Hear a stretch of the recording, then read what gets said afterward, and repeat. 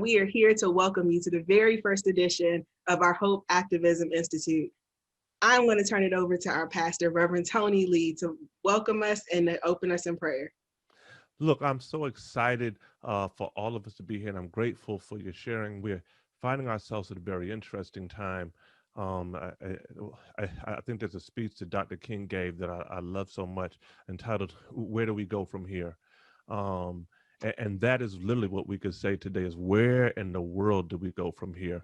That if you look at it, it was enough just getting out of 2020. It was enough dealing with pandemic. It was enough dealing with protests. It was enough dealing with a policy. It was enough dealing with crazy presidential politics.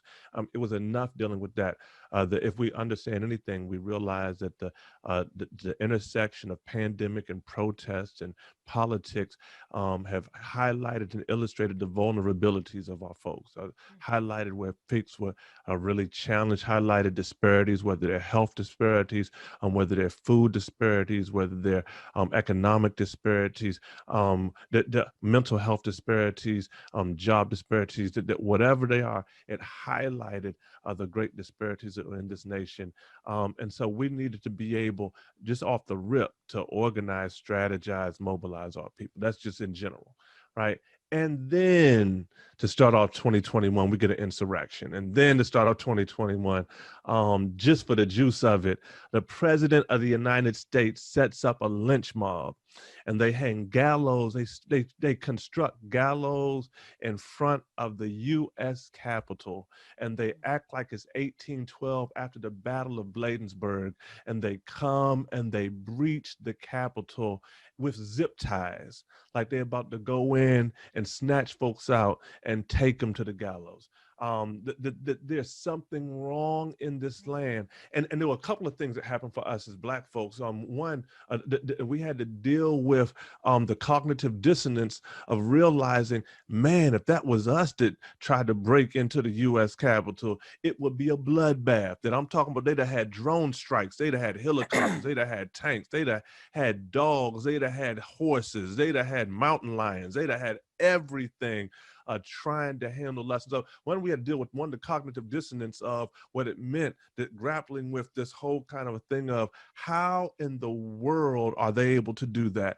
But that's what whiteness is, y'all. That's what white supremacy is. That's what it means. That's what white privilege at its most is. White people can break into the Capitol and not be scared of police.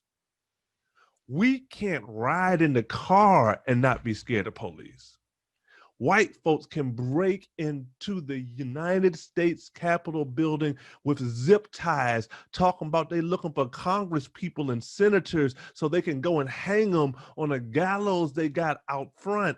And they can whoop police, they can beat on police, they kill they can hit police with daggone fire hydrants, and people help them down the stairs when they're finished. Well, I mean, you all saw the stuff. It showed us that not people like, oh, this can't be America. That's always been America, and it reiterated for us what. And so therefore, people keep asking, well, what do we do now? We do what we've been doing. We do what we got to do, because you got to remember that while we witnessed that day, the day before, we witnessed Raphael Warnock, a Black brother out of the projects in Savannah, Georgia, become elected the first African-American senator in the history of Georgia. We witness history, but anytime Black folks move forward, there's a reaction, but there's a white supremacist kind of a reaction that has to. There's a book called White Rage by Carol Anderson, and Carol Anderson, she talks about the fact that anytime Black folks move forward, white folks have this rage, but the rage is not just emotional; it's institutional. And there's an institutional attack that they do. And so I want you to be clear that them folks weren't just screaming, them folks were going institutionally at the heart of the United States government to go and snatch up Congress people and senators, because institutionally they thought, they were like, no, we don't like the results of an election and we're going to shut all this stuff down because we're white and it's our house and we can go up in that joint anytime we want. And so I am excited because I thank God for our Minister of Social Justice, Rev Leslie Dwight. I thank God you can tell when a person is moving in what God has called them to move in, because they can be prepared for something, have already planned something before God even shows why it's needed. Yes. That this conversation was already planned. This episode and this first session of the Hope Training Institute for 2021 was already set up to happen. But if there's ever a time we really, really needed it, it's right now. And so I'm grateful to God for these two women of God who are going to help us in conversation today. I'm grateful to God for Reverend Leslie and her leadership at Community of Hope AME Church. I'm the pastor. For those of you all who don't know, I'm Reverend Tony, the pastor, and her as our minister of social justice. I'm having her to lead this conversation, that we will be having these courses and these classes weekly. There will be different folks that she'll be having conversations with, and we're going to be having these weekly. We'll have all kinds of other stuff that's going to be happening as well. The beauty is that you'll be able to watch this weekly, or you can watch it whenever you want, because you can check us out on Roku, you can check us out on Fire TV, you can check us out on Apple TV, on any of those places. You'll be able to check this out, and you'll be able to check it out at any time you want to. You can have a watch party for you and your friends. So look, y'all, I'm about to get out the way. I am about to let these sisters be able to chop it up and help us to understand, where do we go from here? What are the tools? What are the techniques? What are the strategies we need in this season to make sure that these folks... Now, last thing is this. We have a new administration coming in. And I know that it's been crazy time since Trump has been in there. And I know a lot of us are going to be excited because we've got a new administration, and you're going to want to go and chill out and act like it's nothing to do. You got to work harder than ever now. You have got to work harder than ever. I know you call him Uncle Joe. I get it. I know that we're grateful to God for Sister Kamala Harris. I know. I shouted. I worked hard to get him in. We worked hard to get him in. But we have to put their feet to the fire.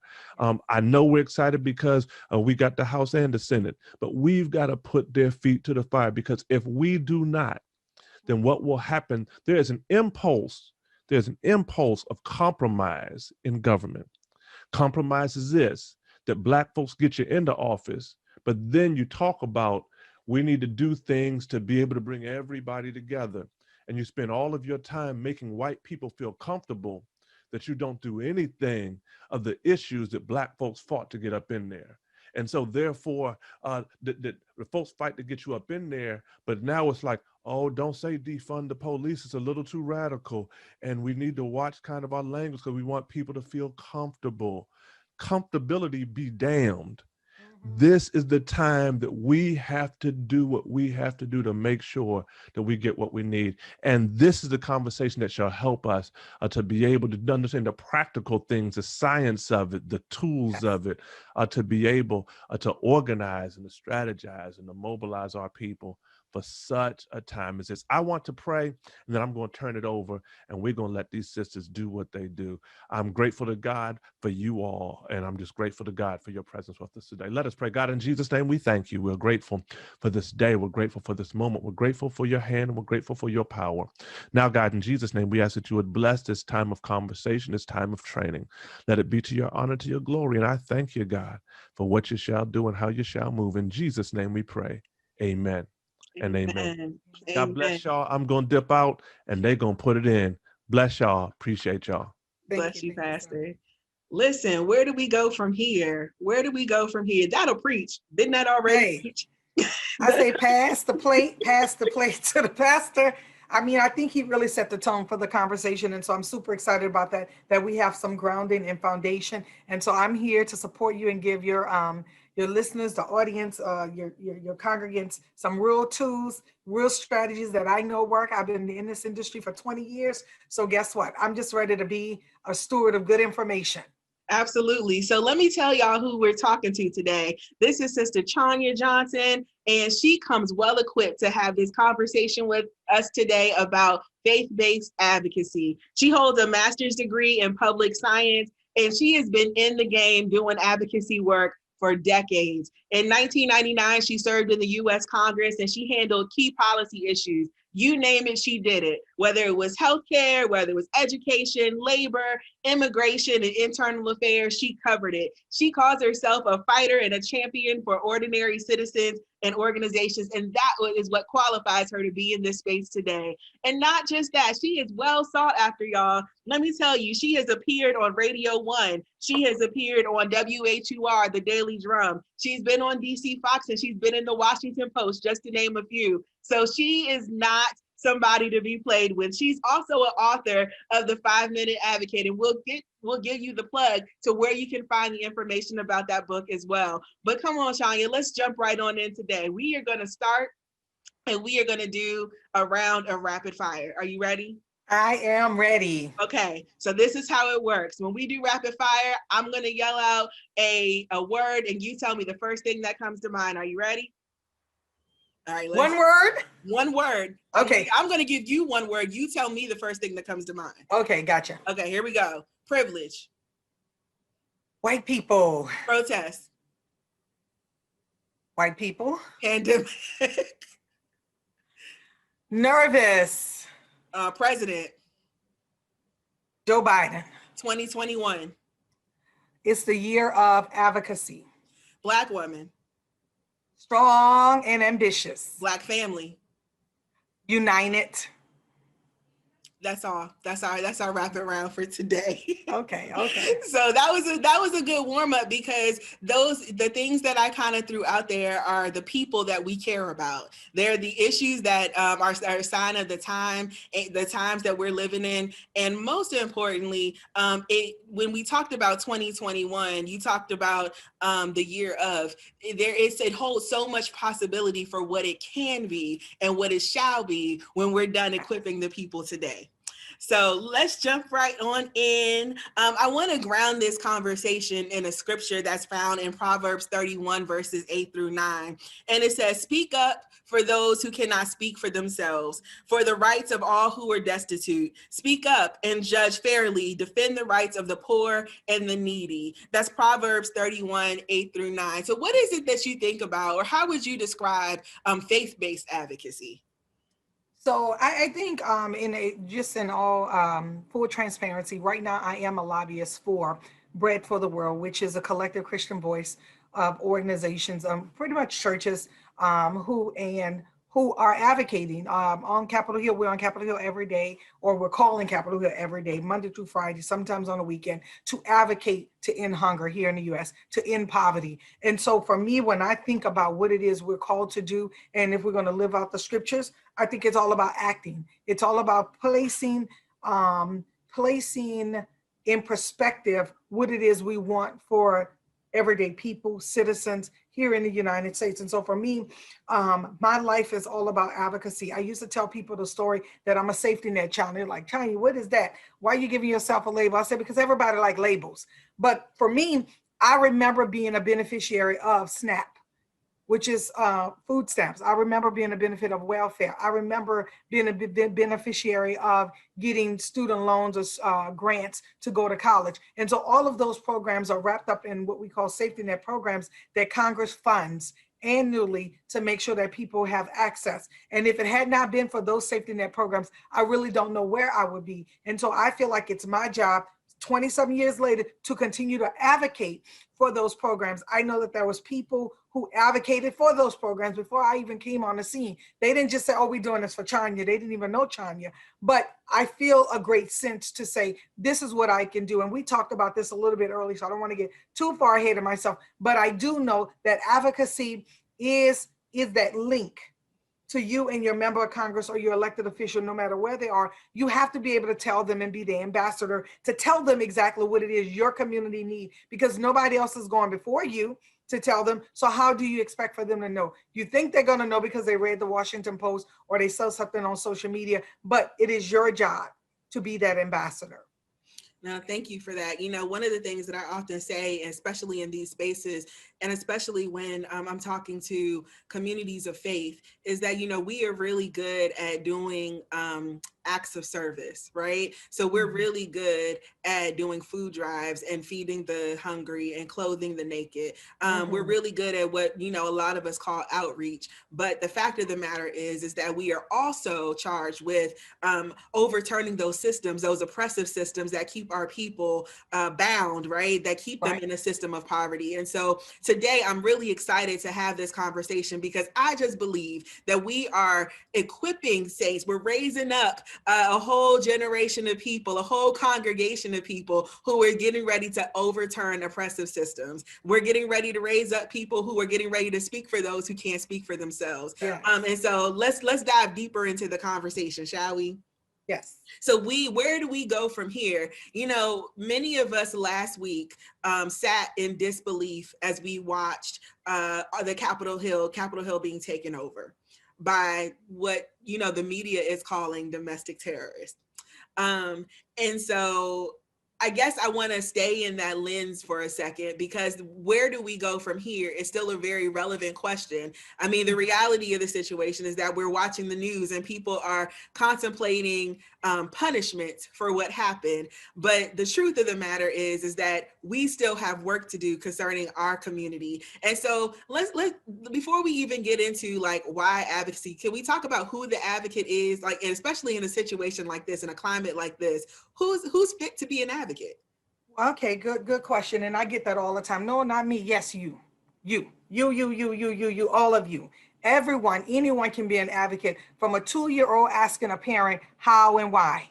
Mommy, can I have ice cream? And your mommy says, no, after lunch. The child comes back and say, Mommy, can I have the ice cream now? You're advocating. That 2-year-old is advocating. So anyone can be an advocate. It is being very, I would say, focus about what you're going to advocate for. So any one of us are considered an advocate because we ask questions. I also give an example when I do trainings. I say, how many of you guys have cell phone bills?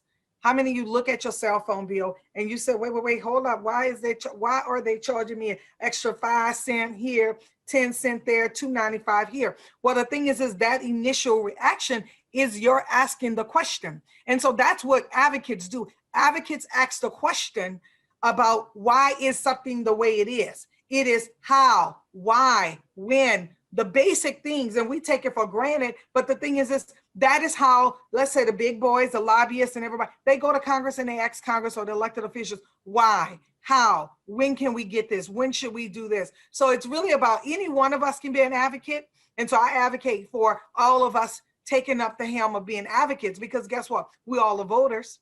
We all show up on November, whatever, and we vote. So guess what? What are you going to do after that?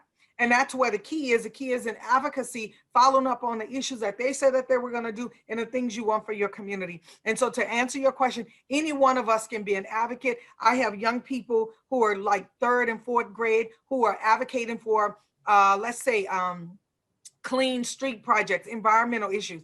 They're young advocates. No, they don't have the right to vote yet, but guess what? They're saying, I want my community clean. So on Saturday mornings, I'm going to get up and I'm going to go pick up trash. That's a young advocate in the making. And so you can be an advocate in whatever area you decide to be. And so that's what I tell people, pick an issue, something that you're passionate about. And we're going to talk a little bit more about this in a collective of what the church can do to be more proactive in the process and not reactive to what we just saw.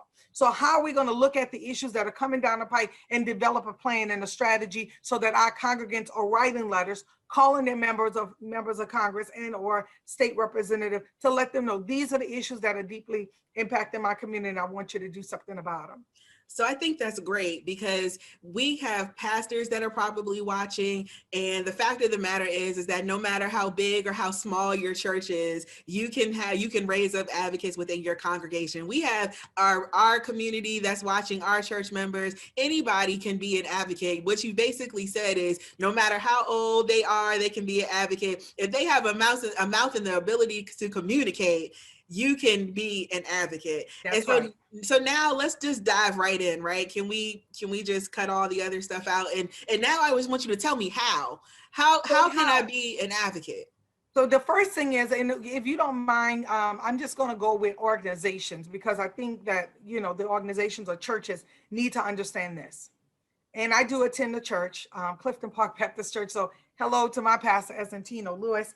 But I will say this, we have a food pantry. So one of the issues that they definitely advocate for and are true proponents of is ending hunger. So they have a food pantry. So they're making sure that they're giving back to the community and things like that. Someone is going out there asking for additional resources for that community. I would say for your church needs to pick an issue. Now, how many issues, Tanya? People are like, oh my God, we got to do this, this, and this. Do a survey of your congregants. What are they what are they concerned about in your community? Is it homelessness? Is it trafficking? Is it hunger? Is it unemployment benefits? Is it wealth, economic development? What is that issue? So first decide what issue you're going to champion. I tell people a confused mind do not buy, so don't be picking all them issues. Like, because people are going to be like, I don't know about all that. Pick one or two issues, and that is what you begin to champion. So first, the church needs to pick an issue that they're going to lobby for. And, well, let me say advocate, because they're not getting paid. So there's a difference. What you're going to advocate for. When you decide what that issue is, you then develop an advocacy action plan. And guess what? People are like, oh my God, does it have to be like a marketing plan, a business plan? No, it does not have to be. You can use a one-pager, and I have templates of it. When I train folks, I show them how to just create a basic plan.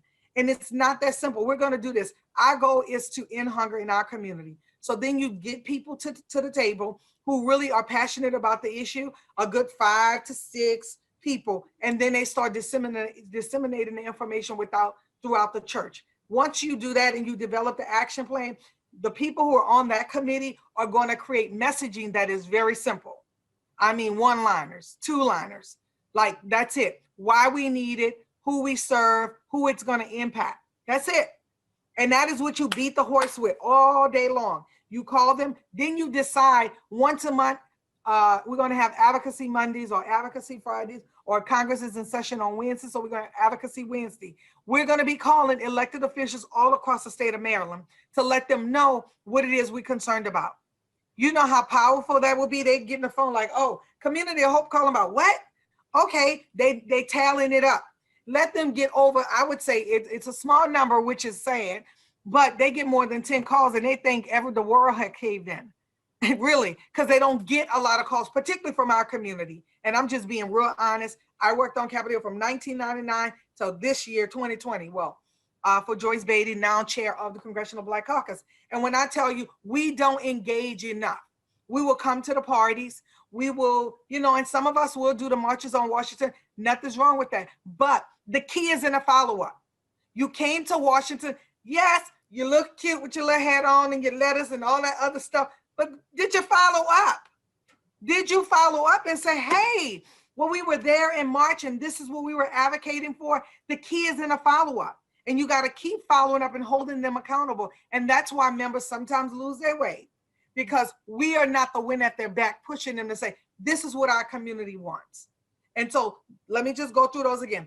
Identify what the top 3 issues are going to be for your community that you're going to advocate for. When you identify them, then you want to definitely develop an advocacy plan, and it doesn't have to be a business plan. Can we stop right there for a second? Because yeah. I want to do a deeper dive on kind of what you're talking about. So you said develop your top issues, whether it's 1 issue, whether it's 3 issues, we got to identify them. And so you talked about doing a poll of your congregation, but you also talk about doing your research. And I want to talk about, for those that may not know, like what that looks like, what does doing our research mean? What kind of things should we be looking for when we pick up a topic?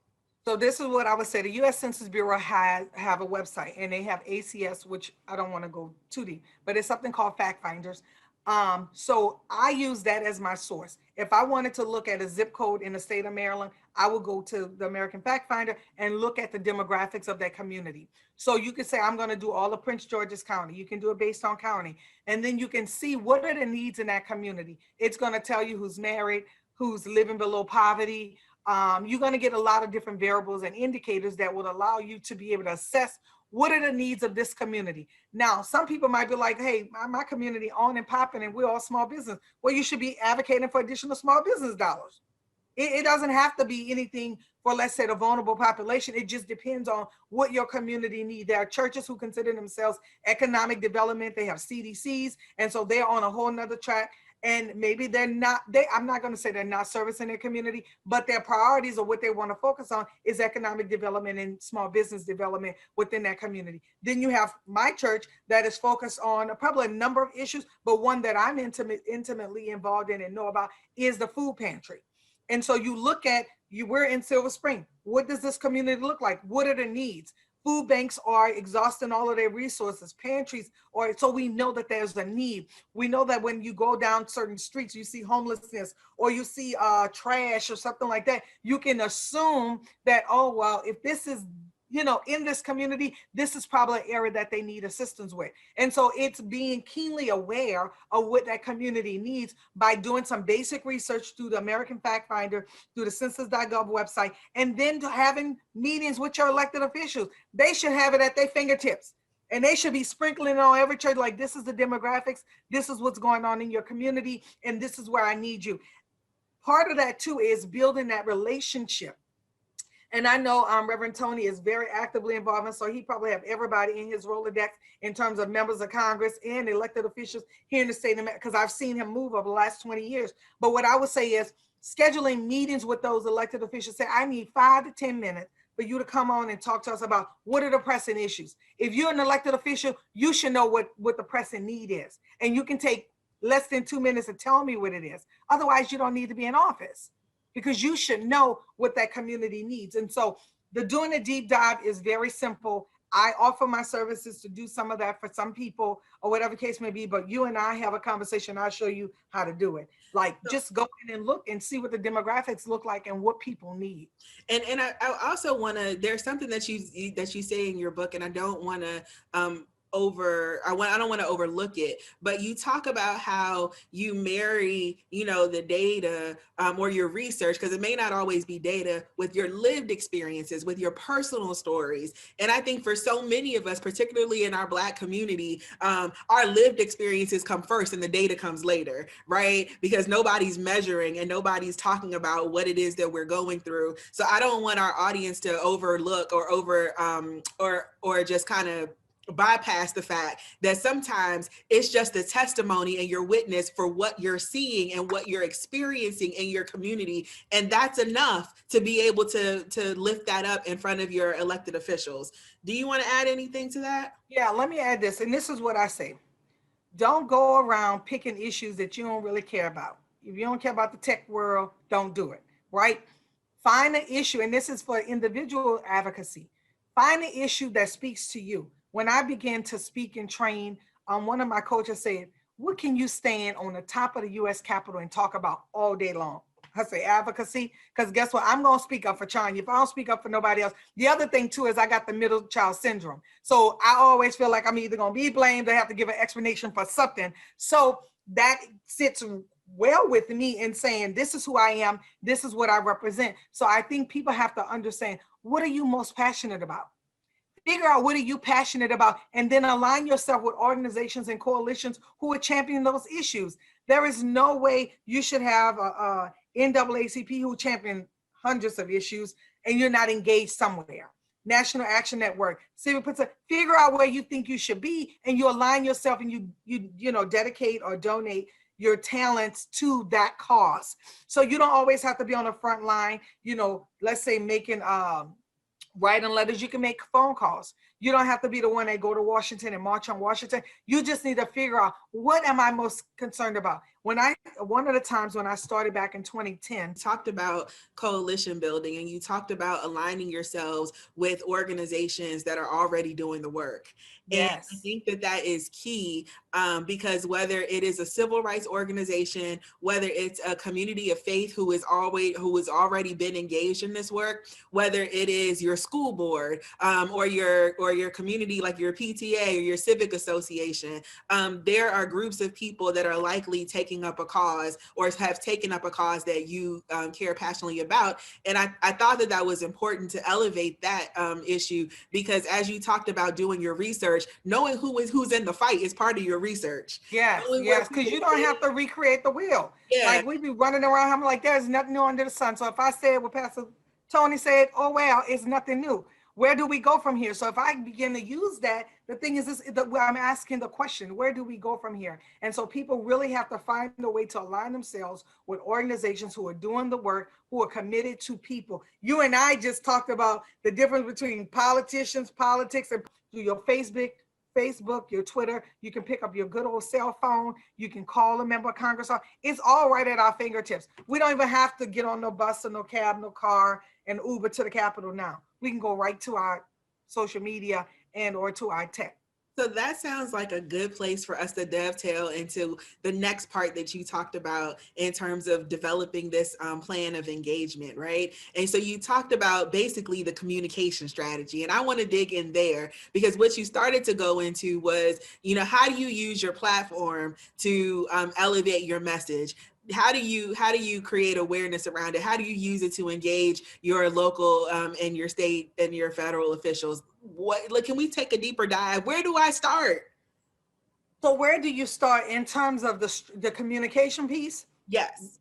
Okay, so in terms of communication piece, it is about your top leadership, because you can't just go out there and be saying any old thing. However, you want to have those key people at the table to say, what, first of all, what's the issue? What are we advocating for? What do we want our congregants to do? Let's say February 14th. I mean, that's Valentine's Day. Why am I thinking about Valentine? Okay, no problem. Listen, so on February 14th, this is what we're going to do. We're going to do a call of action, and our call of action is XYZ. But before that happens, a group of you got to get together and create what we call a social media toolkit with hashtags and all of that. But the messaging is, what is it you want to say? What is that one issue you're going to be advocating for? So you're going to identify that one issue first. And once you identify the one issue, I always tell people 5 to 10 talking points. What is it about? Who it impacts? How long have this been going on? Give us some historical context.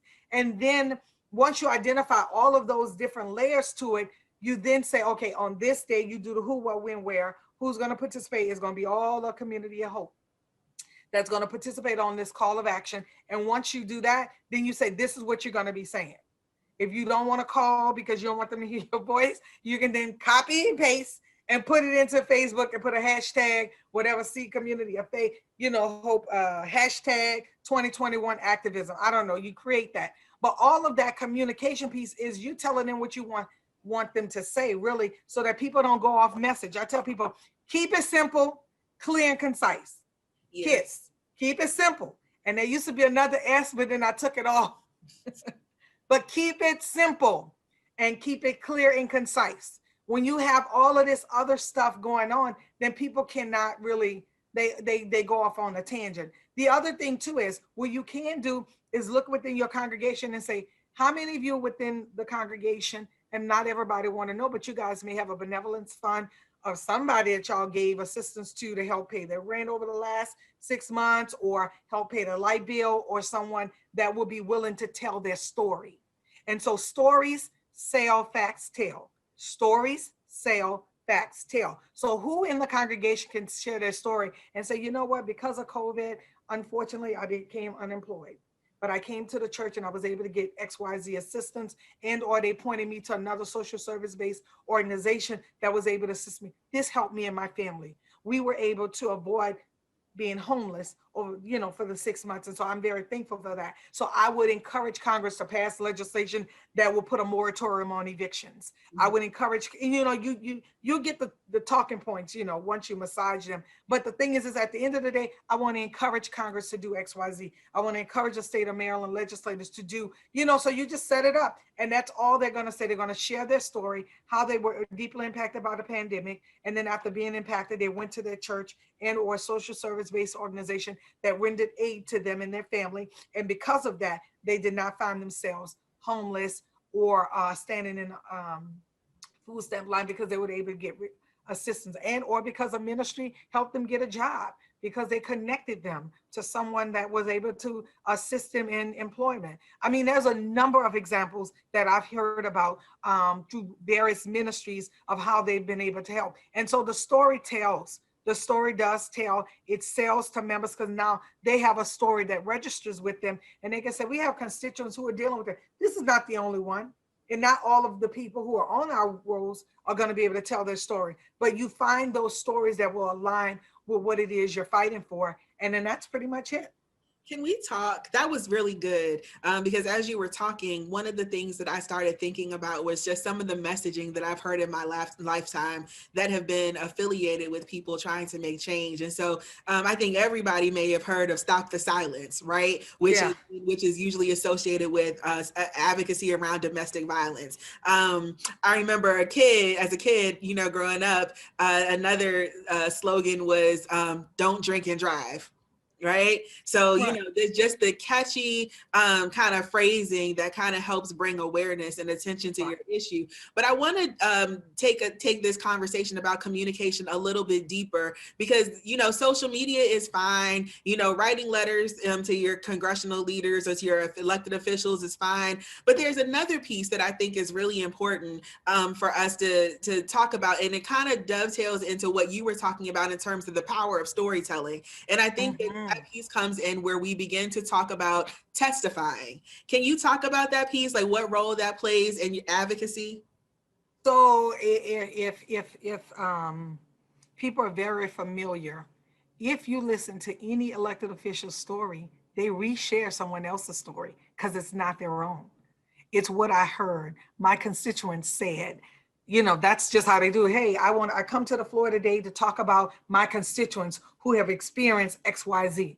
They tell stories. They need stories to survive. If you don't have constituents coming to you to tell your story, what you doing? You're not representing the people. So you need stories, especially when they're advocating for safety net programs.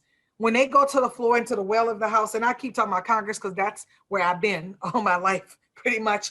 But any state capitol, people, they go, and if you go and you just do a quick search of when someone went to the floor to advocate for additional funding for anything it is, they share a story as to why it's needed. They're not just saying we just need it because we want to save millions of America. Nope. They're going to say Johnny Hathaway, whoever, or such and such. When you think about when the presidents do their State of the Union address, they tell stories. They say, looking up, you know, up in the galley, you have XYZ who are here with us today, who served honorably in our military, and we want to honor him. And, you know, and they tell the story. Again, stories sell, facts tell. And the thing is and most times that story can be reused so that they can get the point across as to why they need the resources. And so I think equipping your congregants with, one, the confidence, because everybody can't do this. I'm an extrovert, right? So I can just go and talk and tell my story and say, yeah, I grew up on welfare, now what? But look at God, what God did, what he did. So I can tell that story too, right? So the thing is you have to find people, and it doesn't even have to be type A personality people, extroverts. I've set across, and I share this with people. Oh, where's my binder? Oh, here it is. My last year in Beatty's office, this binder right here, this is over 1,000 meetings that I had. And I've met with every kind of advocate known to man. Like, seriously, some of them come in there crying, sweating beads, and they all nervous. And I said, what you nervous for? I woke up just like you. I got on the same clothes you do. I am, you know, and when the member come in here, don't be all nervous and scared. You voted for them. Like, so why would you now be afraid to talk about what your issues are? And so it's a lot of helping build their confidence up to let them know it's just like, oh, we about to testify.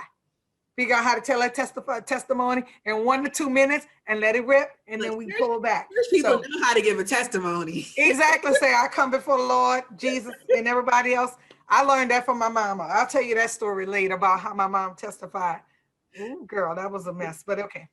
Well, one of the things that I would want to say is that, you know, around that testifying piece, I think you're right. I think that the power that comes with the testimony, with the real life experience. You talked earlier about, doing your research. So yes, you can get the facts and figures, but there's power in putting a face to the issue. And I think that, it's really important that, especially as a community of faith, that we put faces to the issues, to the policies that are on paper, to the facts and statistics that people are studying, right? And I think one of the things that would be helpful for people to know is that when you go to testify, you usually don't have a whole lot of time, right? About 3 minutes.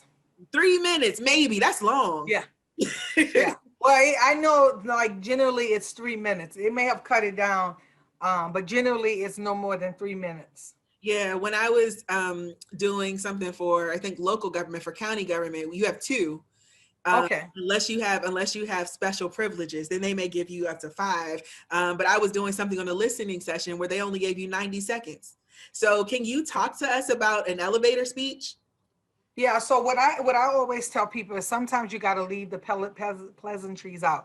You're not gonna be able to mention that you with so-and-so church. So if you have a hat or something that represents the community, that let that be the signal. All of y'all dress alike when you go to testify, because they'll say, oh, who's that group with? You're not gonna you don't want to use your time saying, oh, I'm with so-and-so, Tanya, full of faith, community, organization. No, listen, get to the point. So part of that would be just understanding why you're there. So you can just say, very easily, one of my speeches I give folks, and I say, I'm Tanya Johnson, America's 5-minute advocate. I help people get in, get out, and get results when dealing with government, right? So when I say that, that's it. I don't say anything else. They can come in. And so you want to understand who you are, what you represent, and why you're there. That's it. So if you can say that, like, hey, I'm Tanya Johnson. I was impacted by COVID-19, that's what it's called, COVID-19. And I want Congress to pass a bill and give families food before the holidays. That was one of my talking points. I did a whole campaign, Congress give the gift of food. And so I went online and probably did a couple of videos that were like a minute long. And I just say, my goal today is to ask Congress to give the gift of food. Too many families are struggling. Too many families are finding themselves hungry. Pantries don't have enough resources. And so you keep it very succinct to what it is you want to talk about. You can't go off about the baby shower and what's happening in the community, about the lights being out and the trash on the street. You just don't have that kind of time. So stick to the issue. All right, I want to focus on this one last piece around communication, and then we can, move on. So we talked about testimonies. We talked about, writing our elected officials, but there's one piece that we haven't touched, and I think that's the power of the press. So when we talk about the power of the press, there are things like holding press conferences. There are things like writing letters to the editor. How can we utilize those as tools that will help us increase our advocacy? So those are essential tools, and not many churches are very social action, oriented, and don't understand the power of media. When we think about the media, sometimes we think about, what they wrote. There's always an opportunity to provide a rebuttal, but we don't do it. And so why we don't do it, I have no idea, but I'm gonna tell you this, the other people do it. Okay? So we need to develop an army of people who say, I'm gonna write a letter, responsive letter to the editor. When you see something in the paper and you have concerns about it, you see that they have cut funding for, public education, and now they want to build a stadium. You're like, wait, hold up. I used to be like, just write a letter, and I don't do a whole lot of letter writing, but I'd be like, why? Just tell me why. Are not our children worth much more than a football stadium? Would not our students benefit more from the additional, thousands, millions of dollars for books and other facilities? Like, why? And that's it. And I'll leave it at that. Like, you don't have to be long drawn out, but I'm just asking the question, why? And so some of that has to deal with people's level of comfort. But I think, you develop and say, we're gonna be the ministry that write letters to the editor. They're gonna get them picked up at some point. And now the editorial board and the newspaper have the discretion about what it is they want to use. But that's why Twitter is important and social media. And so you blast it out and you retweet their butts and add them on it. And then in some way you would think they could be responsive. And if I could have one point of personal privilege, just to tell you what happened to me just today. But there are ways in which you can still activate the the activist in and the advocate in your members by posting, and they should not back down. They should still post them and make them aware of what the issues are, because otherwise nobody will know that they're going on. So I left my little comment there. I maybe changed it a little bit, but I was like, I saw this as an opportunity. So I want to, end where we began, because we talked about advocacy, we talked about the relevance of the time, but what you just talked about was the commitment to the issue. In talking about the commitment to the issue, you talked about the why. And I think that in the very beginning, if you don't understand the why, it's going to be hard to withstand the knocks that are going to come your way when you begin to advocate for something. As much as we kind of laid out some of the tools for people to have today, can we just have a real conversation about opposition and what people can expect when they plan to advocate, and how they can endure some of the tactics that will be deployed their way when they're going to advocate for an issue?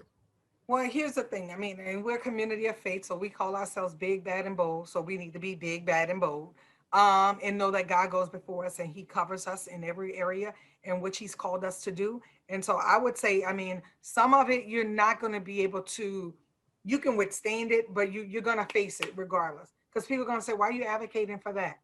Or the people don't need this, or they don't need that. But that's why it's even more important to talk about the commitment. One of the quotes I always say, and people are like, oh my God, Chan, you going there? I say, listen, advocacy and voting is not a one night stand. Mm-hmm. It is courtship. It is a relationship between you and your elected official. And so what other people are saying about what it is you're doing, it had nothing to do with them. It's you and that elected official, because you have in mind what it is you want. You want changes in your community, and so that's who you focus on. Now, if the comment come back like he's not my elected official. Now I could be like, really? So when I see him, I'm like, it's like really.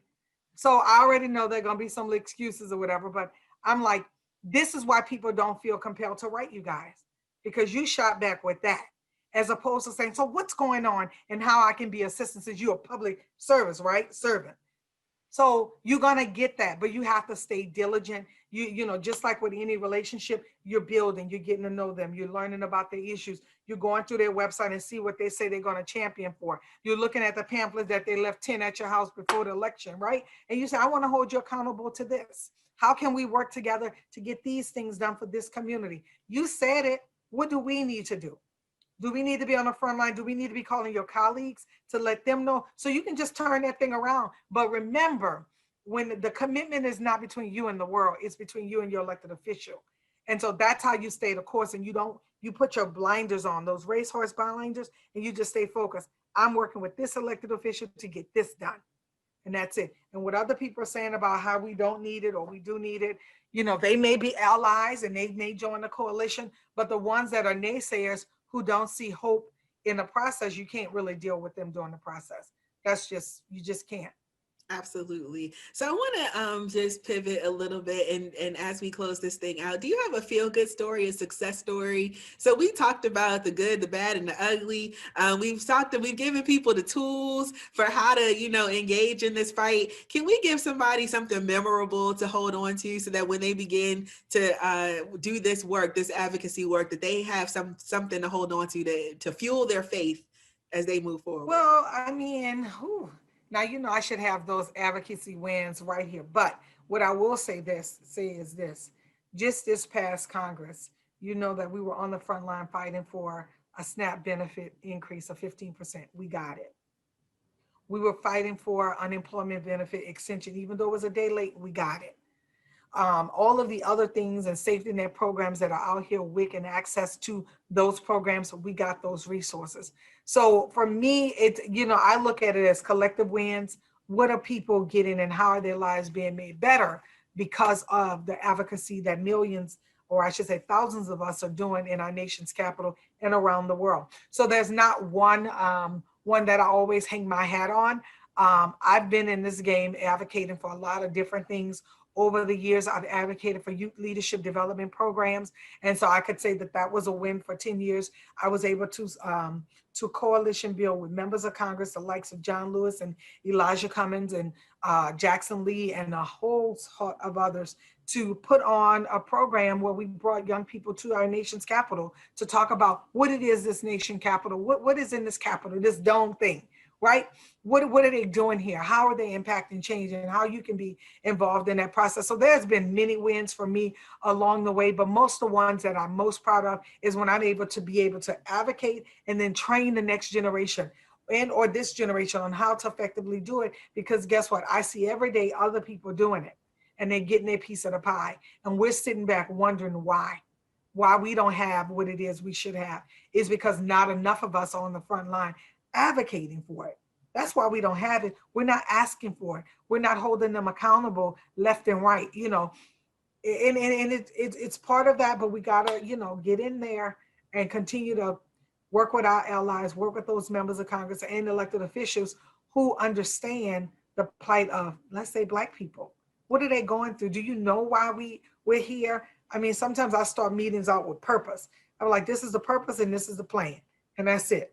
And then I go through, this is why we're here. I don't want to sugarcoat anything, but millions of Americans are suffering, and I want to do something about it.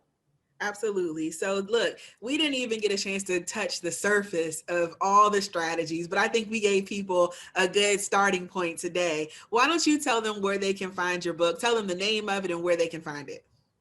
So the name of the book, this one is Access Granted, 5-Minute Advocate. And I feel like, because this is what it is, access is automatically granted to you by the United States Constitution.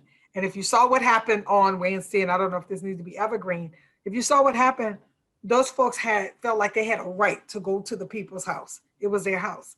Access is just the same, but not in that way. Access is automatically granted to you based on the United States Constitution. And so I encourage people to learn how to effectively advocate in 5 minutes. When you call an elected official, it's going to take less than 5 minutes because they don't want to be on the phone with you that long. When you testify, as Sister Leslie said, they're giving you 2 minutes now. Back in the day, they used to give you 3. And if you sit down and write a letter, which is the top 3 ways in which I encourage people to advocate, write a letter, it shouldn't take you no more than 5 minutes. And if it does, then you solicit the help of somebody else. But there's so many different templates out there that you can go ahead and just copy and paste and put your issue in there, put your story in there, and voila, it's done. And so those are the things that I encourage people to do, and why I believe this book is, very important for folks. But it's Access Granted, the 5-Minute Advocate, how to get in, get out, and get results. And you can do this over and over and put it on repeat. Just every month, figure out what issue you're writing about. But guess what? Show them the cover, Shania. Oh, yeah. But guess what? When you do this, it's not a one-night stand. You can't just do it one time and be like, oh, I'm done. You got to follow up. Think about when I use this dating reference because maybe I'm in the season of dating, so forgive me. But when you meet somebody, you give them your number, you're following up. You're going to call a person. That is the same way advocacy. You got to follow up. The key is in a follow-up. Over and over and over again. You reach out to them. Hey, have your member done something on the issue? Oh no, give us 2 weeks. So you put it on the little tickler system. So I need to call my elected official in the next 2 weeks or the next 3 weeks. You have to be engaged and, engaged in the process. It is just not a one night where it's going to be voila, over with. No, you got to be in it to win it. But if you get in and get out, get in and get out, you can get the results that you desire for your community, but you got to stick to a plan and a program. Absolutely. Well, thank you so much for the time that you have spent with us this evening. I pray that the information that you have provided for us and for our viewers today is life-changing in such a way that it'll make a difference and it'll transform lives all over, not just this county, but the state and this nation. So thank you so much, Tanya, for the time that you've spent with us today. Thank you for joining us this evening. It's our hope that the information that was provided in this session was indeed helpful in equipping you and empowering you to raise your voice and make a difference in your community. For more information on the details provided in this session, please visit www.hiphopenation.com. In the meantime, we look forward to seeing you here next Thursday at 7 p.m. as we continue the conversation on where do we go from here. We'll focus on community organizing and building your power and your